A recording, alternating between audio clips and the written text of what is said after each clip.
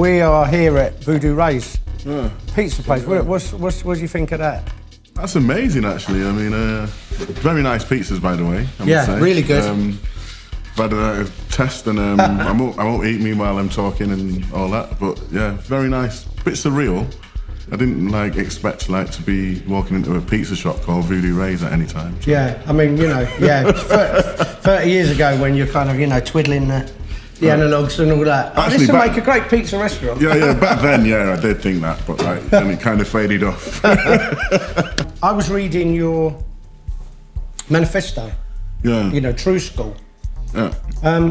You wrote that a year ago? About a year ago, yeah. And it was basically because I was just, I don't think there should be any rules or whatever, but I was just thinking, hang on a minute, it seems that the whole situation with the whole dance music thing is kind of fragmented into loads of little bits, but now it just seems like it's falling off in a way, you know what I mean, right. In loads of different ways. What points would make things more interesting again? I mean, for me personally, it just seems like there's almost there's a stagnant kind of thing going on. I mean, from the dance floor on, if every time you hear a new sound on the dance floor, everyone goes like that. I mean, it should be really normal that things change all the time, and the music kind of morphs, or it's more I think we just basically, in general, things need to get a bit more dynamic, and I think for that to happen, then things have to happen truthfully. And I think how that would happen is just people understanding how, just putting a little bit more time into making the music. I think, it's gonna have to be a lot more people putting more love into it, I think. Yeah. At the end of the day, I think it's, because there's not so much money going around, you know what I mean? And I think it would be sad if the whole industry kind of collapsed because there wasn't enough people couldn't afford to make music. I think at the top end, the top 10%, there's a hell of a lot of money, and there's people being, being given, you hear about XY's Z DJ getting £1 million to do a residency in Ibiza, at Passion in the summer. Well, I would say on my heart, if them people who are getting £1 million and all that haven't got the creativity to do anything dynamic or different, and they need someone to come and teach them for nothing, I'm available. That's all I'm saying, because I'm doing it for the love. And for me, because I started off at the beginning of this industry, or near the beginning of the industry, how it is now. And I really don't want it to end. Where do you stand with the kind of, the actual box or a plug-in? Are you kind of, you're not too bothered, or? Well, the thing is, if I could educate people to the fact that it's keeping it real hasn't got anything to do with the actual equipment and the instruments, and it's actually what comes from your head, how you actually use it and what you actually make with it. For me, what I think the importance should be put on is what from this. I've been calling it from the speaker to the sneaker, basically. So what comes from the speaker and what's danceable. And what response did you get back from people for that? A lot of positive responses, actually. There's a lot of people who are saying things this is exactly what I'm thinking, or we've been thinking this kind of thing, but no one's really kind of said so much about it. And I thought, great, it's nice to have that kind of support, it kind of keeps it kind of happy, and it made me think okay, it's not a waste of time. I'm not actually trying to preach to anyone, but it's good to have a little bit of a reminder every now and again, you know what I mean? Yeah, one of the points I really connected with was the sampling situation, where especially at the moment, you've got a lot of young producers coming in who are kind of sampling or kind of remaking 90s New York records and kind of claiming them totally as their own.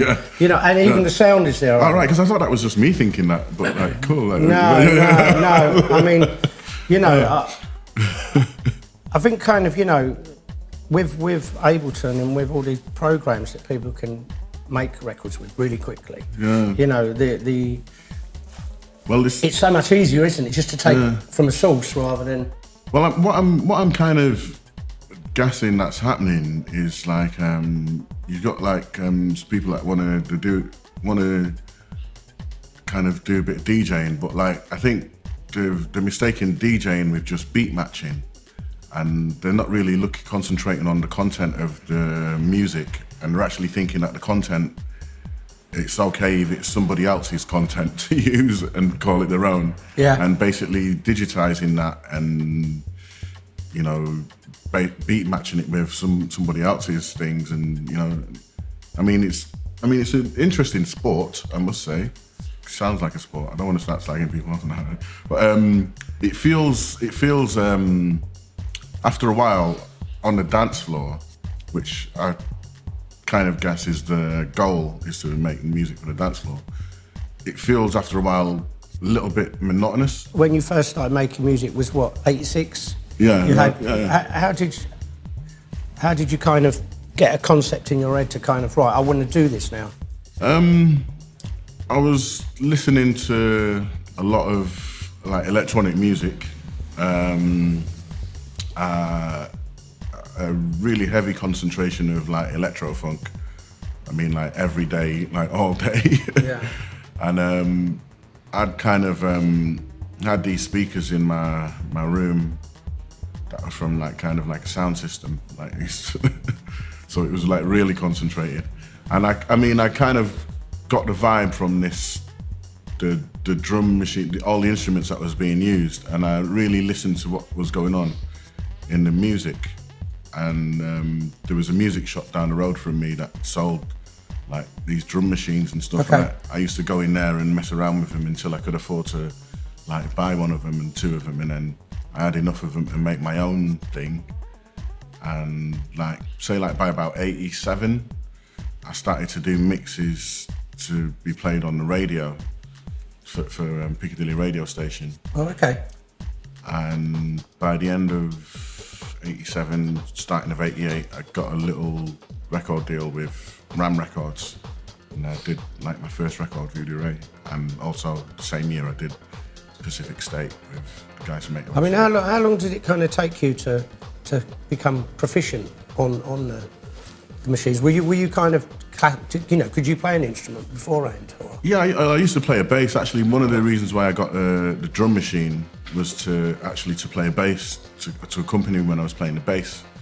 And I started to get keyboards, and then kind of put the bass aside, and realised that I could automate the keyboards to play stuff. Yeah. And this was like pre-MIDI or anything, you know what I mean? And I mean, I still had like I had two turntables there, like as part of this crew called Scratch Beat Masters, and we were like cutting and scratching and stuff, you know, like still like doing all sorts of stuff with like vinyl and stuff still.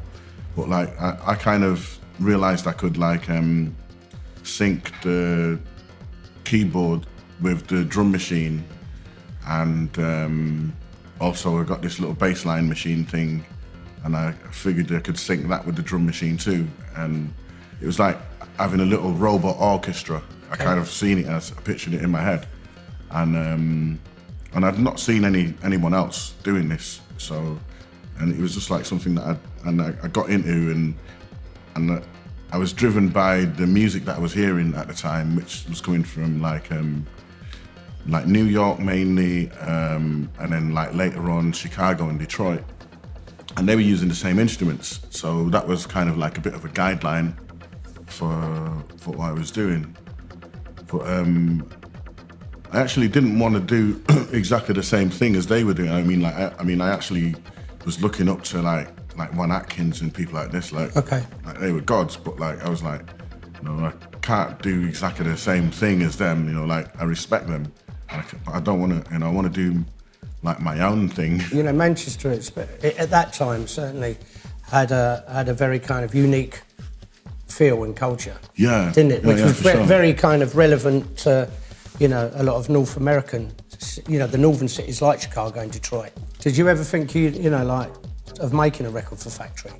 I did, actually. I mean, like some friends of mine made a record for there called, they're called 42nd Street. Well, not some friends of me, they were like, kind of, I looked up to them as like, wow, you know, they made a record. They were like street soul band, weren't they? Yeah. Actually, the first person I'd ever seen with an 808 was like one of the guys from that band. So I mean, it was really, they kind of like were something to look up to, and Factory would have been like an amazing kind of like place to be actually. But I was not. I actually didn't really think I was worthy of Factory, and I signed with this little label in Liverpool because they asked me to. Actually later on, Tony Wilson, R.I.P., said he was going to start like Factory Dance, but at the time there was a little bit of oohing and ahhing between me and 808 State, and I think he wanted to sign them too. And like my management at the time were down here, and like they kind of encouraged me to go with Sony, which I was kind of a little bit heartbroken because it was kind of taking everything out. It was taking it away from Manchester in a way, and then I think 808 signed to ZTT, which kind of really stuck the knife in because like ZTT was also like a label that kind of the owner was from Manchester, but it was down here kind of. I mean, do you think, you know, subconsciously when you make music, you kind of can see the dancer in your head? That Voodoo Ray was for Foot Patrol. That was, I actually seen like this crew, Foot Patrol, dancing. And that was the song that I envisioned them in the Hacienda, like dancing, and that was the bass line and the toms, the echo of that whole thing was like Foot Patrol dancing in the Hacienda. So you're doing a night with Gerald. So what will you be doing? You'll be playing everything live? Yeah, I'm toying with the idea of playing like live. I think I'm playing for about 8 hours. Yeah. Which I actually love playing live for 8 hours because nobody else does it. I actually did a festival last year in Berlin. It's like this little festival called Camp Tipsy. I traditionally do it like every year for them, and I play 15 hours live because like nobody else does it. Wow. So 8 hours is great. It's like I can go to the toilet, you know what I mean, in between. 15 hours. Your ears are not gone? No, not at all. No, I mean, I kind of, it kind of saves doing it all in the studio, you know what I mean? So do you, I mean, a lot of this is just freestyle, and it's just like you jump off a cliff. I think I read that, you said that somewhere. Yeah, it's just like, literally, basically let it go, you know what I mean? We just, like have like a load of synths and samplers and stuff, and just basically start at one end, like start manipulating stuff and try out different techniques. One of my favorite techniques is what I used to do when I was multitracking, is like create a groove and then build another groove on top of that, and then another groove on top of that, and then if it gets too much, take one of the grooves away, and then it's kind of like just keep on adding, and like by the end you end up with something totally different from what you started with, but you've got all this like funky stuff going on, and using like drum beats and like hi-hat stuff, and like using effects to mix stuff in and out, and it's like every show would be unique then. Yeah, for sure, it always however it is. Yeah, and the only sugar I need is like a couple of dancers on the floor to kind of give me some encouragement in which direction to go, really. Okay, well, Gerald, thank you very much. Thank you. It's been a privilege, pleasure. And I'm honestly to say that, to do this interview, and I hope you enjoyed the pizza. Yeah, very much so. And this is Voodoo Ray.